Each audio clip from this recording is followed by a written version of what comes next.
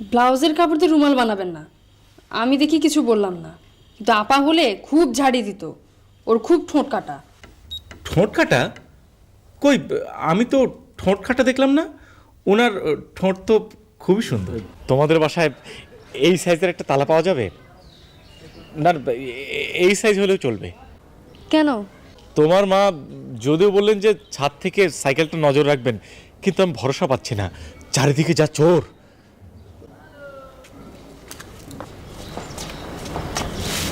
এই নিচে ওকে মেরে দেখ তো টিচারের সাইকেলটা দেখা যায় কিনা। দেখা যায় আম্মা। 1 মিনিট পর পর দেখবি। যে আরে খবরদার, কাক যেন আচারে বয়মে মুখ না দেয়।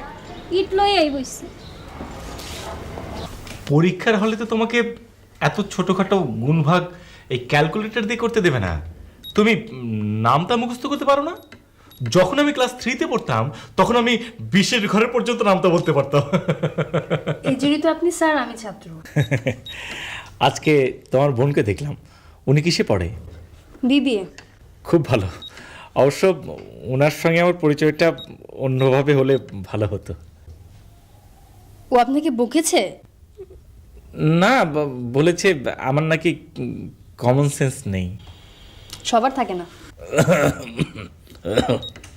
অবশ্য জিনিসটা কমন সেন্স হলেও ভেরি আনকমন।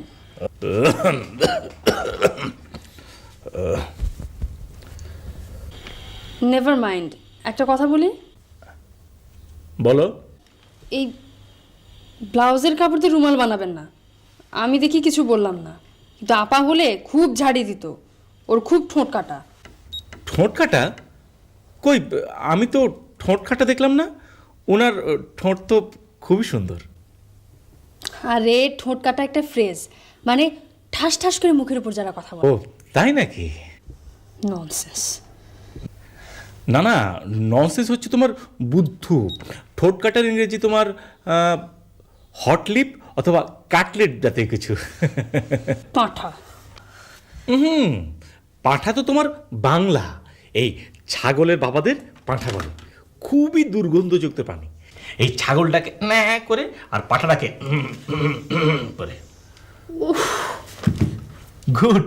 এই পাঁঠারা এইভাবে ঢিস দেয়।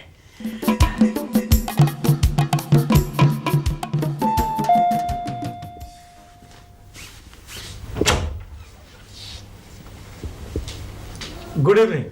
ইভিনিং। আপনি কি বুড়ি মানে রেহানার বাবা? জি। আপনি?